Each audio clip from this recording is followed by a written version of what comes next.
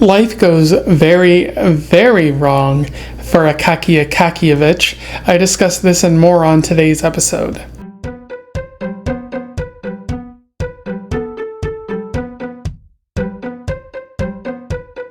Welcome back to Around the Weird, a booktube channel where I talk about all the unusual and out of the ordinary literature that I found in my travels. Today it is Short Story Tuesday, so I want to talk about an intriguing short story that I've read. I also want to return to the Russian classic writers of the 1800s. I don't talk about them nearly as much as I'd like to, and that kind of makes sense just because some channels are built for one thing, some YouTube channels are built for another. I'm sure there's much better other YouTube channels that are better at talking about Russian writers specifically. I know the Codex Cantina does that quite a bit if they're still around and doing things. Today's short story is all about counselors and cloaks.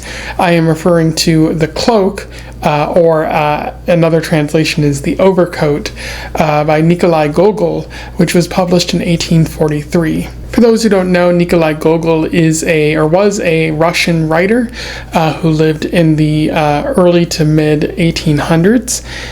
He wrote a number of plays as well as collections of fiction and short stories and essays and things like that, and was very well regarded for his work, focusing on satire and talking about the Russian experience, although it's a bit unclear where his kind of position stood on the Tsar, for example, because he was somewhat critical, but also he seemed to praise them from time to time.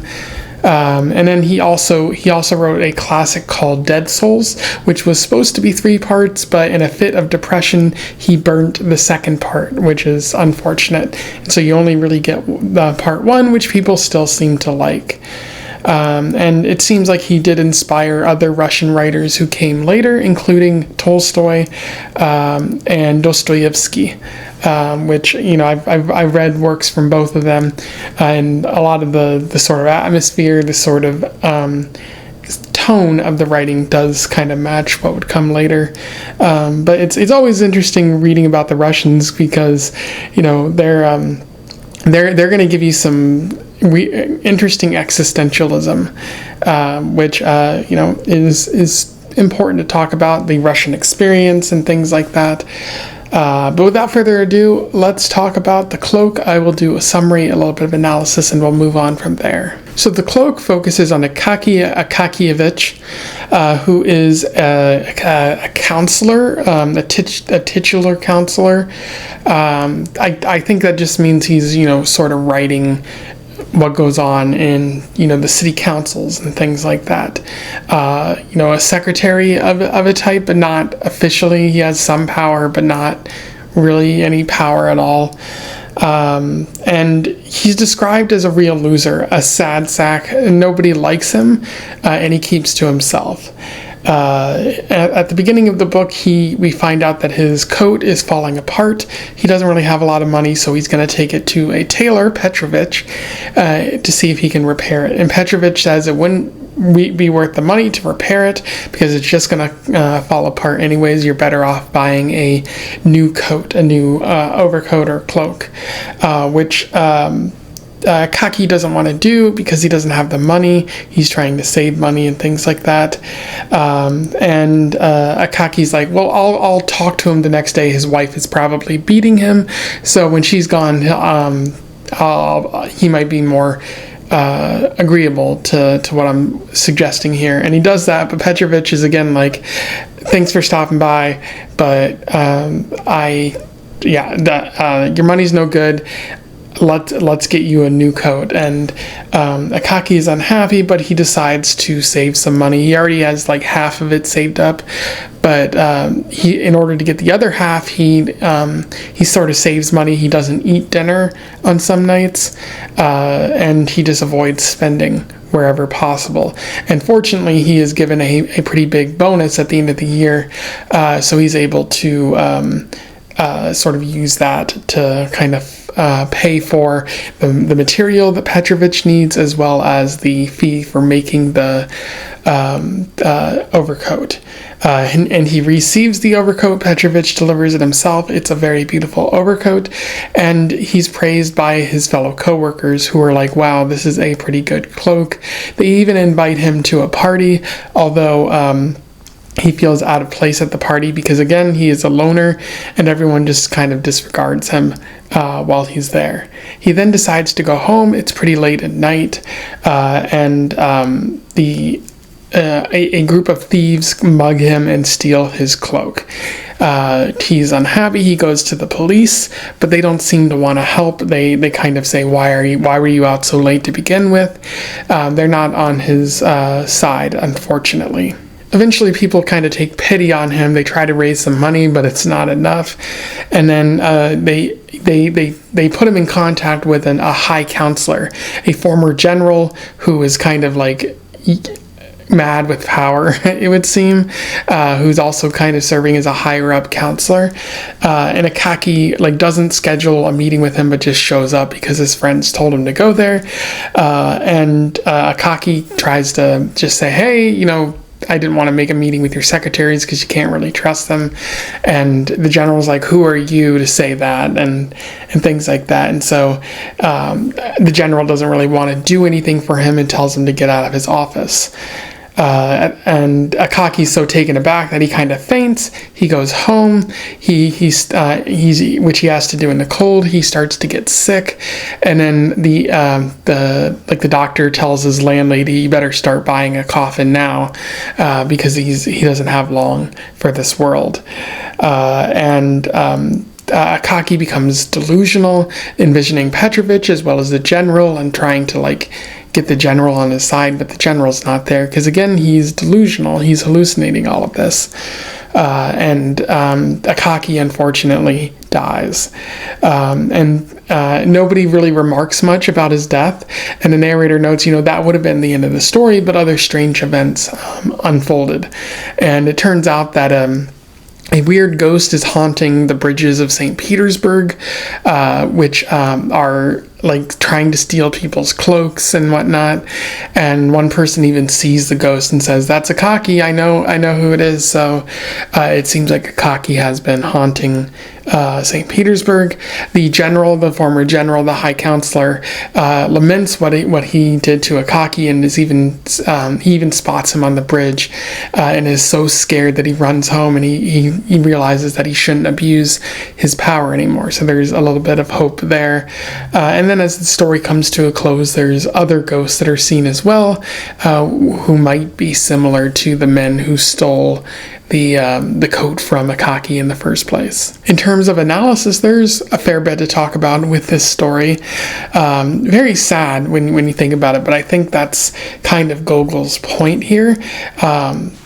It's worth talking about how much of a sad sack that Akaky is, because Gogol describes Akaky as a real loser. Nobody really cares about him. He's a loner. He's kind of shy and timid and doesn't really stand up for himself. And when he does, people take pity on him and feel a sense of humanity and how cruel people can be towards one another. But they continue to make fun of him later. So it just seems like there's not really much learned from that overall experience. And again, he's just having a run of bad luck. His coat falls apart. He has to pay a lot of money and starve himself in the process. And then when he finally gets his new cloak, it's immediately stolen by a bunch of thieves. That's unfortunate already. And then the police don't even bother to help. They question why he was out in the first place.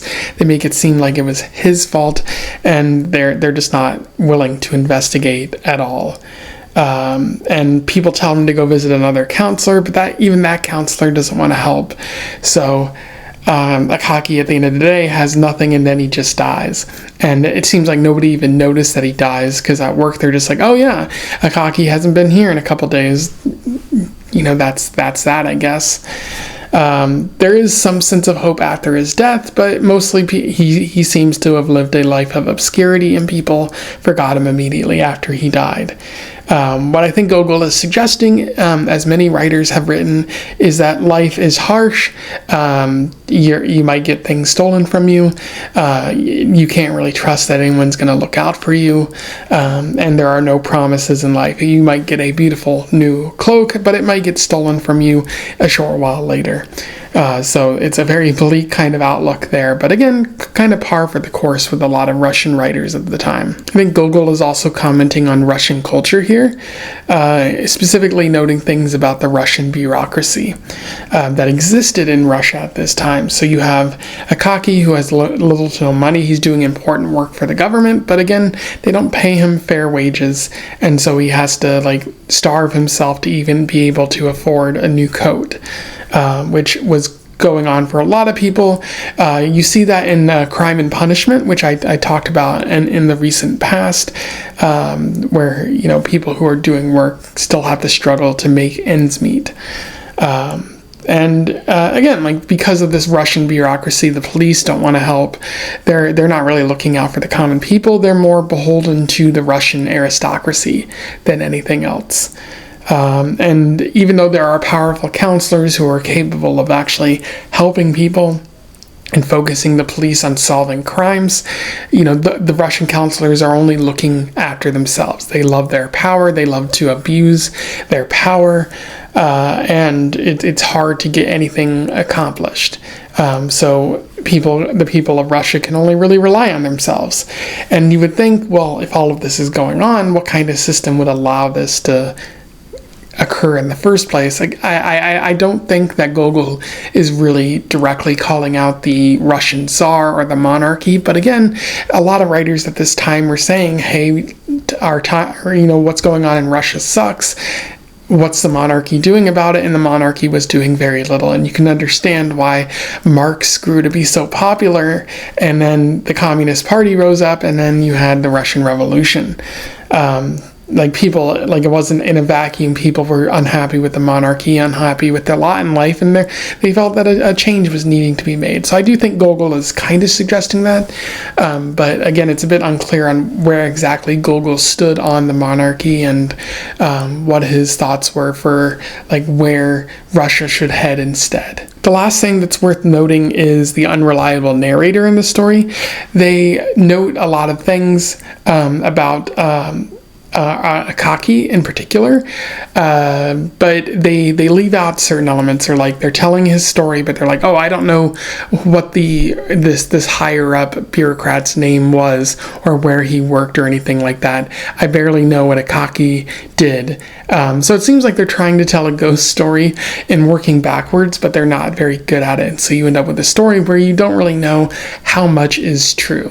I don't think that's the point of the story, but you do have a case of an unreliable narrator here. Anyway, those are my thoughts on The Cloak by Nikolai Gogol. A pretty solid short story, if hugely depressing. That's been my experience with Russian writers for quite some time. That's why I think I don't visit them as much, because when you do read some Russian writing, you're just in a heap of depression. Whether it's Crime or Punishment or War and Peace, those Russians were not happy with the world that they saw around them. Most people in the 1800s weren't, but the Russians especially. I do think this is an interesting short story that's worth checking out, so I'll put a link to it in the description. Let me know your thoughts in the comments below. Otherwise, don't forget to like, share, and subscribe so that more people can find out about this writer, this short story, or just about Russian writers in general. And until then, I wish you the best of luck in your weird and jacket-based travels. Farewell.